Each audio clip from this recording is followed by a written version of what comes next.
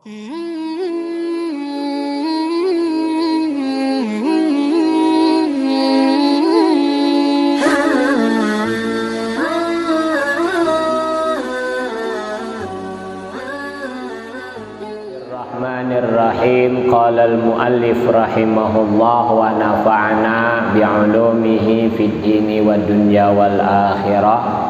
Melanjutkan kajian kita daripada yang dulu.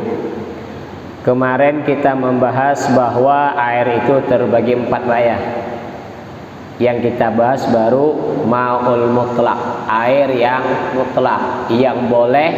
Ma'ul mutlak itu digunakan untuk berwudu, digunakan untuk istinja, digunakan untuk hal-hal yang wajib, menghilangkan najis, istinja, wudu. Nah itu air mutlak. Itu sudah kita bahas kemarin. Yang kedua yang kita bahas pada malam hari ini, asani at-tahiru fi nafsihi ghairul mutahhiri li ghairihi wa minhu al-musta'malu. Air yang kedua adalah air yang suci dirinya. Artinya air itu suci Pak, tidak najis. Tapi ghairul mutahhiri li ghairi, tapi tidak mensucikan untuk yang lain. Ini diantaranya air musta'mal. Karena dalam kitab ini dibagi cuma 3 air. Kitab lain itu bagi 4 Pak. Dibagi 4, di sini 3. Jadi air yang suci tapi tidak bisa mensucikan itu tidak boleh digunakan untuk mandi wajib, untuk menghilangkan hadas kecil, tidak boleh untuk digunakan untuk menghilangkan najis. Itu air yang musta'mal, atau di sini disebut ghairul mutahhiri li ghairi. Di sini dijadikan satu. Musta'mal sama air yang suci tidak mensucikan dijadikan satu. Air yang musta'mal itu Pak, saya singkat saja, air yang bekas kita gunakan berwudu. Yang jatuh itu, kita berwudu nih, yang jatuh itu, tapi basuhan yang pertama Pak ya. Dulu pernah saya jelaskan bahwa dianggap 1 kali basuhan kalau basah semua. Tapi kalau kita basuh 1 kali baru separuh, basuh yang kedua baru separuh, belum semua lagi masih ada yang belum basah, itu belum dianggap 1. Kita kan memahaminya asal siram muka 3 kali berarti sudah 3. Kan begitu. Itu pemahaman orang awam. Paham enggak Pak? Contohlah, banyak orang kita berwudu 3 kali siram, 1, 2, 3. Tapi dia tidak memikirkan basah enggak 1 kali siraman tadi. Dia dianggap 1 kalau sudah basah semua, walaupun 3 kali basuh, tapi kalau belum basah semua belum dianggap 1. Nah, air yang netes tadi itu disebut air yang musta'mal. Paham Pak ya? Kalau yang di pipi gimana Pak Ustadz? Yang masih nempel di sini, itu belum dianggap. Dia yang dianggap musta'mal kalau sudah misah dari anggota wudhu kita, udah misah. Netes dia, berarti kan bisa. Tapi kalau masih nempel, itu belum, bukan dianggap musta'mal dia. Walaupun masih basah, tapi tidak dianggap musta'mal. Itu air musta'mal. Air yang sudah kita pakai untuk berwudu, bukan menghilangkan najis Pak ya. Ini air kita gunakan bekas berwudu atau bekas mandi wajib yang tidak ada kecampuran dengan najis. Paham enggak Pak? Kenapa sebab begitu saya jelaskan? Biar mendetail. Gini loh, orang kan mandi wajib itu kebanyakan masih dalam keadaan najis, bekas BAB, pipis tidak dicuci, langsung nawaitul ghusl kan begitu. Nah, air yang tadi itu kan kecampuran tuh, ada yang musta'mal, ada yang mutanajis. Kalau dalam fikih itu Pak, sebenarnya aturan mandi itu bersihkan dulu dari najis badan kita ini semua, baru kita mandi. Itu aturan yang benar. Sunnahnya. sebenarnya. Bersihkan dulu dari segala najis. Nah, kalau sudah najis kita buang, ternyata air yang jatuh dari badan kita tadi, maka air itu disebut air mustakmal. Tidak boleh digunakan mandi lagi untuk mandi wajib, tidak boleh digunakan untuk berwudu. Paham Pak ya? Nah, yang satunya di sini digabung, mustakmal sama tahir ghairu mutahhir dijadikan satu. Kalau air yang suci dirinya air dan tidak mensucikan kepada orang lain, itu yang dimaksud adalah air teh, kopi, apa lagi? Jus, apa lagi? Air apa? Itu air kelapa, air apa lagi? Air yang boleh kita minum tapi tidak sah digunakan berwudu. Tidak sah digunakan untuk istinja. Tahu istinja Pak ya? Cebok. Nah, tidak boleh digunakan untuk menghilangkan najis. Mentang-mentang jadi orang kaya, akhirnya sprit untuk membersihkan kencing anak. Itu tidak boleh Pak. Karena air itu suci, tapi tidak bisa mensucikan. Pipis cuci pakai air Coca-Cola. Nah, itu tak boleh, tak sah. Paham ya? Ini airnya tohir tapi tidak mutahhir, suci tapi tidak bisa mensucikan. Nah, itu contohnya. Kemudian air yang mustakmal tadi Pak, itu kalau air tadi yang jatuh dari anggota wudhu kita atau bekas kita mandi wajib, itu mustakmal. Dan air yang mencampur kepada air yang lain, misalkan pas kita pakai sampo, air yang di kepala ini percikan ke dalam bak. Baknya tadi kecil, tidak sampai 2 kolah, maka air tadi disebut mustakmal Pak. Kenapa? Sebab karena kemasukan air yang sudah kita pakai. Paham Pak ya? Pasti bertanya, 2 kolah itu apa? Kan begitu. Air 2 kolah itu istilah lama Pak. Kalau sekarang kan liter kan gitu ya. Di sini disebut nih, 2 kolah itu ukurannya 217 liter. 217 liter. Kira-kira kalau kita bikin bak berapa luas tuh Pak? Untuk air 217 liter itu. Kalau drum yang biru itu 125. Berarti lebih kecil sedikit. Drum yang dijual yang bekas itu 125 liter tulisannya itu. Nah, berarti kalau penuh lebih dari 2 kolah. Kalau air tadi kurang dari 2 kolah, kejatuhan air yang mustakmal tadi, maka dia juga dianggap air mustakmal Pak. Ini kasus paling banyak di rumah dan di masjid Pak. Kenapa? Sebab baknya bekas kaleng cat. Nah kan gini nih, bukan saya protes Pak, ngasih tahu, bekas kaleng cat. Kalau air tadi bekas berwudu kemasukan dalam kaleng cat itu berapa liter itu? Paling lah 15-20. Sedangkan 2 kolah ini 217 liter.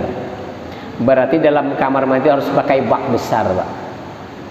Pakai bak biar air tadi tidak ada yang disebut air yang mustakmal. Ini saya kasih cerita sedikit Pak. Masjid di PIU saya pernah singgah. Baknya itu ada 5, kecil-kecil Pak, tapi tinggi. Di bawahnya menyatu. Di bawahnya menyatu. Nah ini aman nih. Ini nggak ada cerita air yang mustakmal ini. Karena dia nyambung dari ujung ke ujung nyambung. Lebih daripada 217 liter sudah dia. Tapi kalau pakai kaleng cat, baik di masjid ataupun di rumah, maka kalau kejatuhan air yang kita pakai berwudu atau mandi wajib, maka air tadi mustakmal walaupun kerannya hidup. Keran hidup tadi kan tidak keluar air tadi. masih berputar di dalam itu, kecuali air tadi penuh sampai keluar. Nah itu beda lagi. Tapi amannya pakai shower ya kan begitu. Yang pakai itu aman Pak. Tapi yang pakai gayung tidak aman, kecuali menggunakannya hati-hati. Ini caranya. Jadi air mustakmal tadi atau air yang suci tidak bisa mensucikan, tidak boleh digunakan berwudu, Pak. Tidak boleh digunakan menghilangkan najis, tidak boleh menghilangkan hadas besar, itu tidak boleh. Untuk cuci pipis anak tidak boleh. Ada ayam BAB di teras masjid kita pakai air itu tidak boleh. Nah, jadi air yang mustakmal itu hanya boleh kita minum, Pak. Minum boleh. Atau kita untuk menyiram pohon boleh. Nah, intinya tidak boleh digunakan menghilangkan najis, menghilangkan hadas, itu tidak boleh. Paham, Pak ya? Ini air yang kedua. Kemudian air yang ketiga di sini dijadikan satu juga. Di sini sebut al-ma'un najisu awil mutanajjisu. Air yang najis atau air yang terkena najis, Pak. Ini dua pembahasan. Satu, ma'un najis. Air yang najis. Apa air najis? Air kencing, Pak, itu najis. Karena zatnya saja najis. Kalau mutanajis, zatnya tidak najis tapi terkena najis jadi najis gitu. Namanya mutanajis. Beda. Kalau air najis tidak bisa suci, Pak, walaupun diapakan, dibikin apapun tidak bisa suci. Kalau air mutanajis, Pak, bisa menjadi suci. Aneh kan? Kalau air najis tidak bisa menjadi suci. Tapi kalau air yang mutanajis terkena najis bisa jadi suci, Pak. Contoh, ada air dalam bak yang kurang dari 217 liter. Masuk kotoran cicak di situ. Najis. Bagaimana supaya tidak najis? Penuhkan, Pak, drum tadi sampai 217 liter. Dia bersih lagi. Kurang, najis lagi dia. Jadi harus dibanyakan air tadi. Sama air mustakmal tadi gitu juga. Ini air sayang nih, mahal air. Kalau di Batam kan air murah, Pak. Kuala Tungkal mahal air. Satu jilijin itu 3.000. Nah, Kuala Tungkal itu air susah. Karena air asin banyak. Nah, kalau air mahal kita sayang, kumpulkanlah air yang mustakmal tadi dijadikan satu sampai 2 kolah. Dia berubah air mutlak lagi dia. Nah, itu boleh. Air mutanajis juga boleh. Misalkan airnya terkena kencing anak sikit, tapi kurang dari 2 kolah, sayang dibuang. Tambahi air banyak-banyak sampai 2 kolah, maka air tadi berubah statusnya. Paham, Pak ya? Nah, itu caranya. Nah. Jadi air mutanajis itu tidak boleh digunakan untuk berwudu, menghilangkan hadas besar, menghilangkan najis. Paham, Pak ya? Ini kasih contoh. Ayam BAB dalam masjid. Lap. Tapi belum bersih, Pak. Belum. Baru siram air. Maka air tadi disebut air mutanajis. Air mutanajis. Kasih contoh. Air ayam BAB di sini. Kita pakai tisu giniin, belum bersih lah, masih ada baunya gitu loh.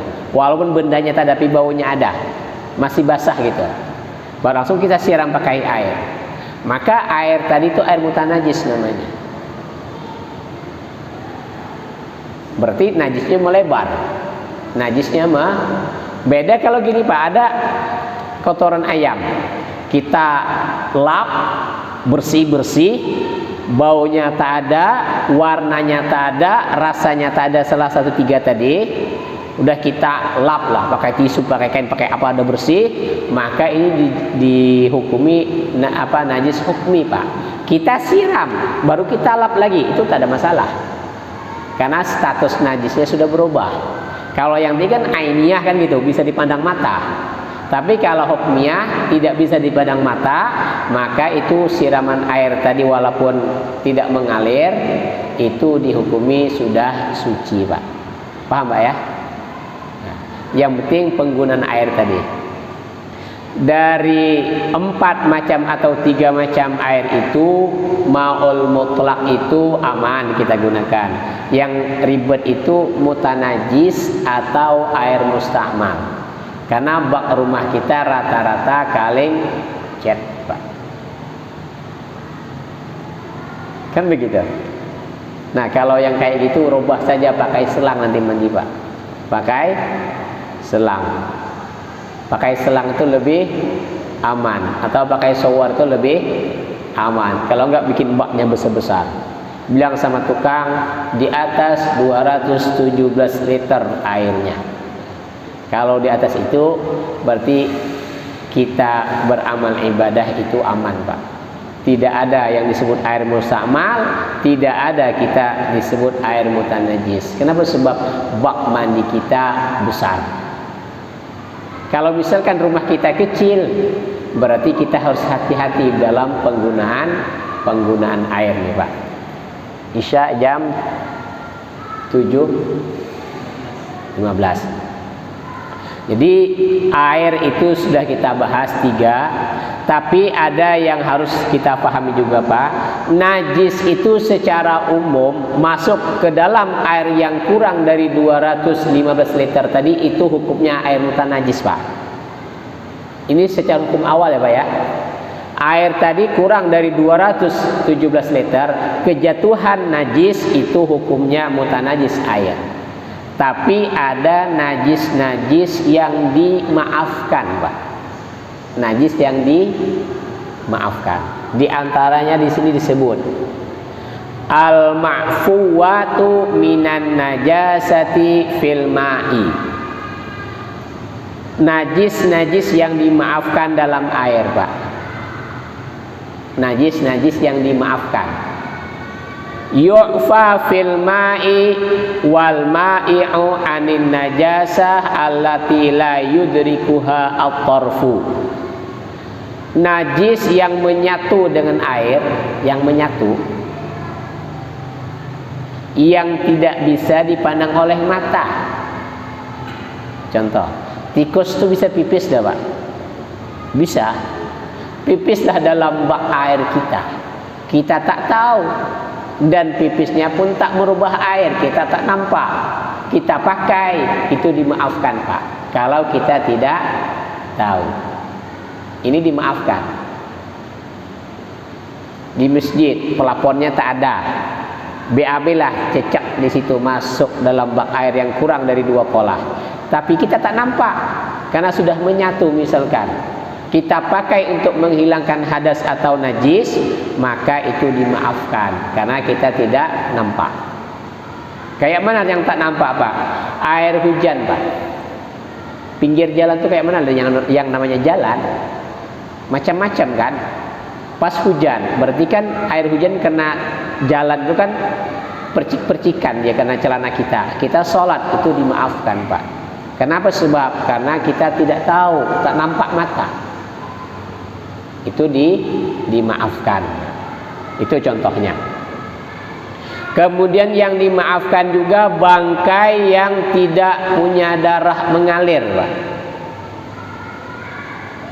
Misalkan dalam bak air tadi ada lalat mati, ada tawon mati, ada ulat mati dalam bak tadi, maka tidak najis, Pak. Kenapa? Sebab ulat itu tak punya darah. Ada darah tapi sedikit, tak mengalir. Kalau nyamuk itu mengalir enggak, Pak? Kalau sudah gigit kita. Kalau belum gigit pasti tak mengalir.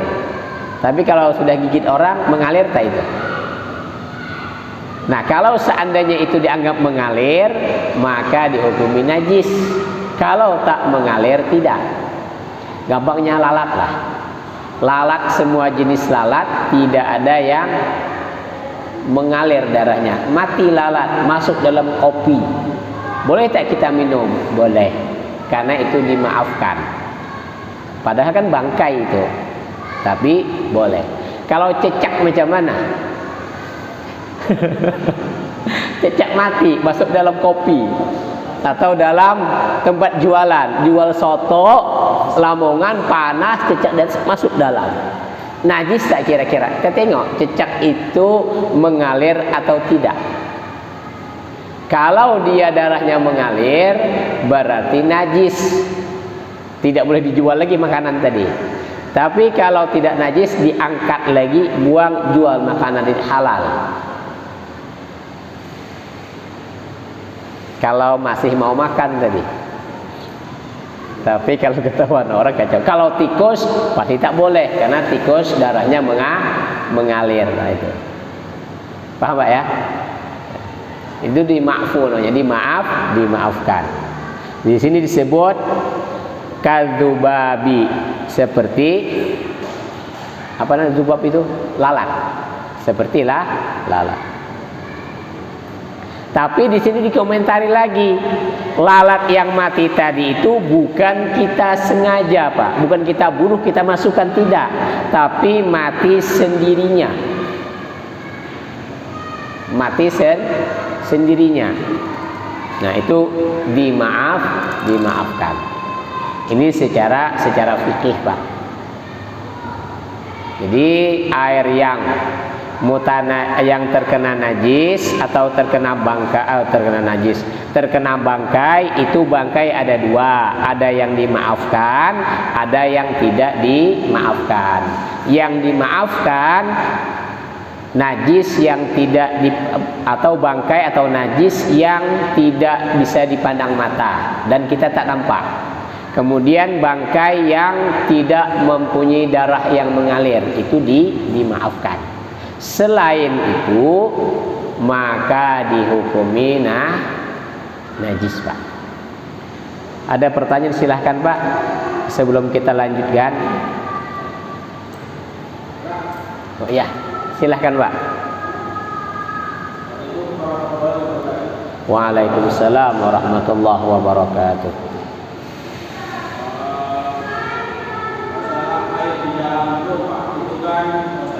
Apa Pak? Isinya 220 liter satu drum. Ya.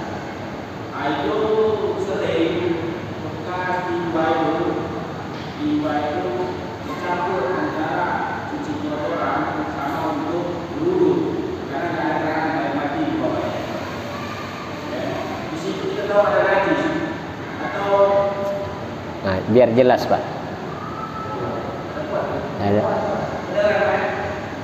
Hah?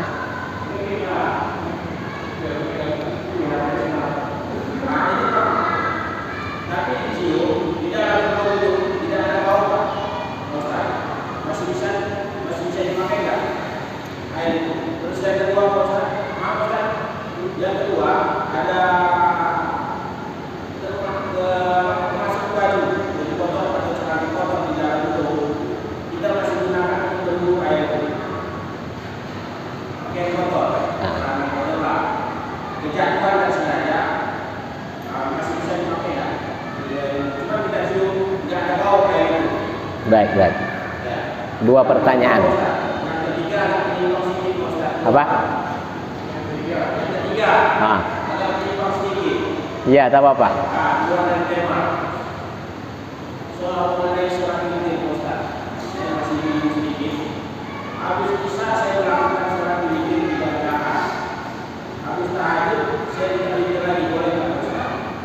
Jadi kalau saya ambil 2 rakaat dia habis selesai isya, ya itu 1 rakaat diselesai salat malamnya. Tapi kalau kita laksanakan 3 rakaat setelah isya, di tahajudnya boleh nggak kita lakukan witir lagi atau cukup di habis isya itu aja? Nah, itu aja Ustaz. Terima kasih. Assalamualaikum warahmatullahi wabarakatuh. Waalaikumsalam warahmatullahi. 3 pertanyaan, Pak. Yang pertama, 3 pertanyaan ini langsung habis waktunya ini saya jawab. Yang pertama, air dalam drum itu kan 225 liter ya, berarti di atas 2 kolah. Ketika cebok, percik-perciklah tadi pantat gayung tadi dari air yang dalam toilet kloset Pak ya, nyampur-nyampur lah. Selama kita masukkan gayung ke dalam drum tadi masih airnya lebih dari 2 kolah, lebih dari 217 liter, maka air tadi masih boleh digunakan untuk berwudu. Dengan catatan, 1, tidak boleh berubah warna air, 2, tidak boleh berubah rasanya, 3, baunya Pak. Kalau misalkan kotoran tadi masuk dalam gayung, masukkan ke dalam drum yang 2 kolah tadi, ternyata kotoran tadi merubah warna air 1 drum walaupun lebih dari 2 kolah, hukumin najis. Paham Pak ya? Nggak paham? Nah, tapi kalau tadi air yang kita untuk cebok tadi itu kepercikan gayungnya masukkan ke dalam drum lagi, yang penting drum tadi tidak boleh kurang dari 2 kolah. Kalau misalkan cuma 215 liter kita masukkan, berarti air dalam drum tadi tidak boleh digunakan lagi untuk menghilangkan najis atau menghilangkan hadas. Jadi kalau kita cebok cuman formalitas Pak, tapi tak sah untuk sholat. Formalitas kan? 2 pertanyaan tadi, dalam drum tadi ada air 2 kolah. Kita masukkan baju kotor Pak, kan gitu ya. Pertanyaan saya, baju kotor apa baju najis, kan begitu. Kalau baju kotor itu kan umum bahasa kita. Kalau kotoran itu bukan berbentuk najis Pak, maka tak ada masalah. Yang penting air itu tidak berubah. Sama apa bedanya kita masukkan air sabun? Sabun kan bersih. Tapi kalau sudah berubah salah satu 3 sifat tadi, bau, warna, rasa, maka tidak boleh digunakan untuk menghilangkan hadas dan najis. Tapi kalau baju kotor tadi terkena najis juga, terus berubah warnanya walaupun 2 kolah lebih, maka dihukumi air tadi mutanajis. Paham Pak ya? Yang ketiga pertanyaannya, sholat witir. Habis isya langsung witir, nanti mau sholat malam tidak perlu witir lagi. Atau sholat witir 2 rakaat, sholat malam baru tutup 1 witir. Saya jawab dengan 2 jawaban Pak. Kita kembali ke hukum asal witir. Sholat witir itu hukum asalnya sunnah Pak. Berarti tidak ada yang disebut sah atau tidak sah, karena sunnah kan. Yang penting waktunya habis sholat isya. Yang penting waktunya habis sholat isya. Dua-duanya boleh Pak. Habis isya langsung boleh, nanti juga tengah malam boleh. Cuman yang saya jawab afdal mana.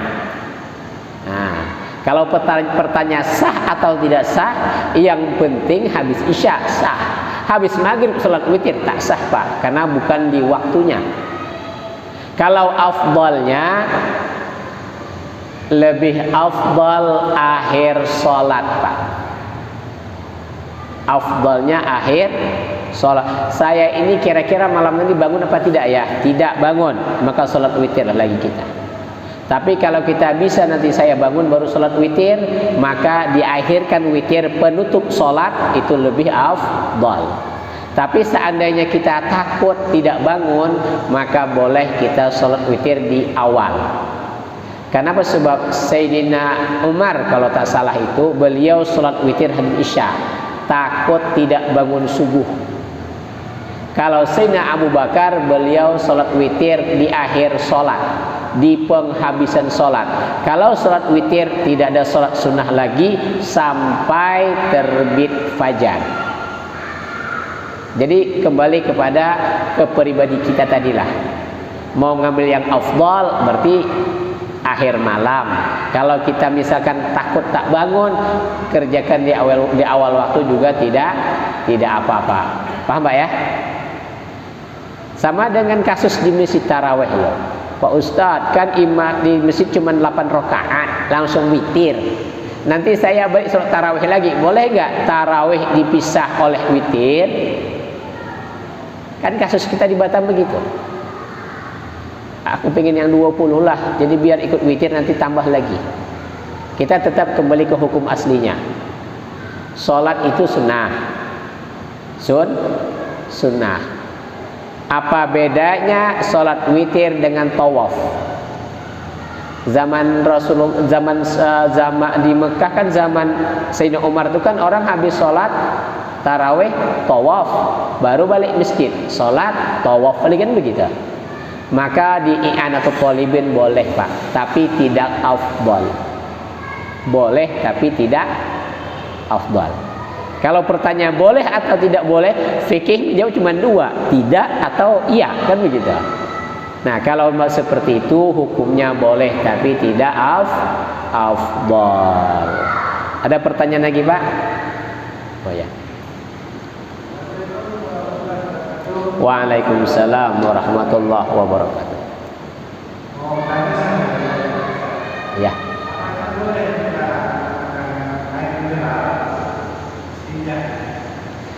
Air mineral untuk istinja. Aquari lah ya.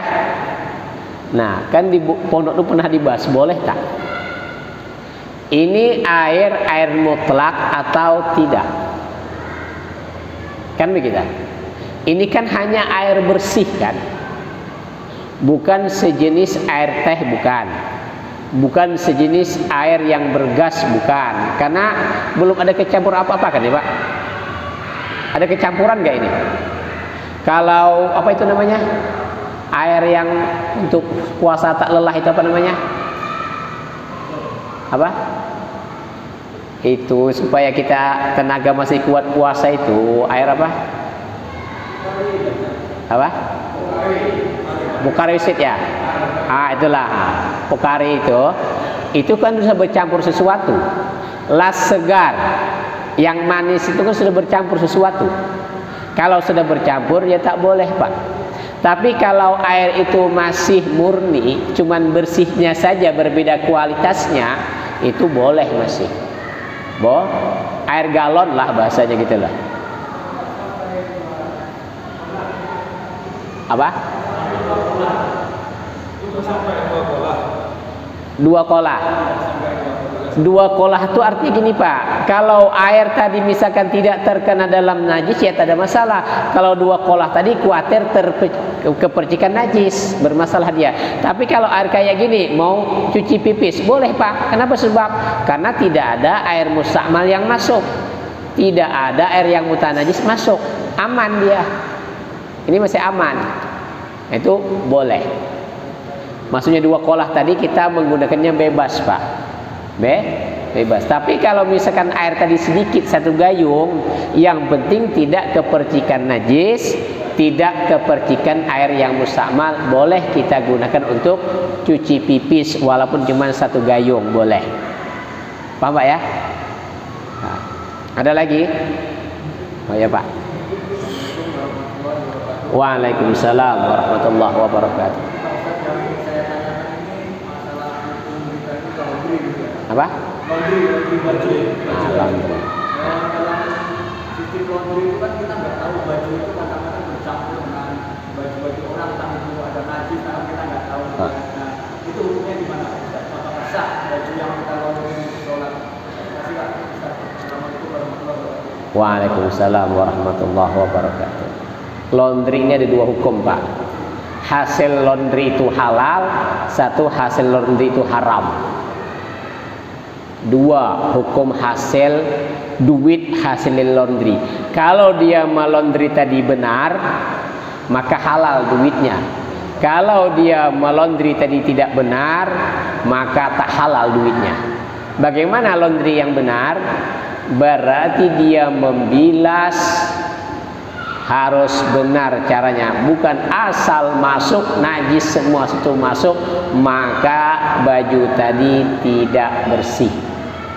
Saya kasih contoh mesin cuci yang manual, karena saya manual Pak, bukan yang otomatis. Kalau manual tuh kan kalau kita giling di situ, terus kita siram lagi, kita giling lagi, buang air, kita siram, kita giling, itu kan hanya menghilangkan air sabun kan. Maka kalau seperti itu caranya tidak menghilangkan najis, maka tak sah dibawa sholat. Tapi kalau dia menggiling lewat situ tadi di mesin cuci, tapi dia membilas manual satu-satu, itu boleh. Tapi kalau yang otomatis saya kurang paham itu air kayak mana keluarnya. Tapi kalau misalkan air tadi keluarnya sendiri, misalkan diputar air tadi mengalir gitu loh, sambil keluar sambil diputar air itu keluar terus gitu, nah mungkin itu sah dia. Tapi kalau kayak manual tidak sah Pak, harus manual kita membilasnya. Tapi kalau membilasnya tadi di dalam gilingan tadi, itu bukan membilas namanya, membuang air sabun. Maka kalau kita melondri baju jangan dimasukkan yang najis aini Pak. Tahu najis aini ya Pak? Najis yang bisa dipandang mata. Tapi kalau najis hukmi tak apa-apa Pak. Najis hukmi tak apa-apa. Contoh, saya kasih contoh tadi. Misalkan ada kotoran ayam di masjid, kita buang tapi masih ada bekasnya, langsung kita siram, itu najis hukumnya. Tapi kalau kotoran ayam tadi kita bersihkan bersih sampai tidak ada bendanya, tidak ada baunya, tidak ada rasanya, baru kita siram, itu bersih dah. Saya ingat pakaian laundry itu begini. Misalkan pakaian kita nih, saat dari semua laundry tadi ada satu baju yang terkena tetesan air kencing, satu tetes. Kira-kira satu tetes itu bisa gak kita cari Pak? Tidak bisa kan? Kena yang mananya? Nah, kalau kita masuk laundry, digiling di situ, itu tak apa-apa Pak, karena termasuk hukmi dia nanti, karena tidak tahu lagi. Tapi kalau celana perempuan yang datang bulan Pak, nampak darah haid nempel di situ, kita giling sama baju yang lain, nah ini najis semua jadinya nanti. Saya gambarkan tuh wanita datang bulan biar jelas. Nah, jadi kalau kita mau giling di mesin cuci atau laundry itu, pisahkanlah yang najis sama yang tak najis. Yang kedua, yang punya usaha laundry itu hati-hati. Hati-hati. Karena sebab kalau kita usaha laundry tidak sah dalam penyucian baju orang yang untuk sholat, maka kitalah yang menanggung dosanya.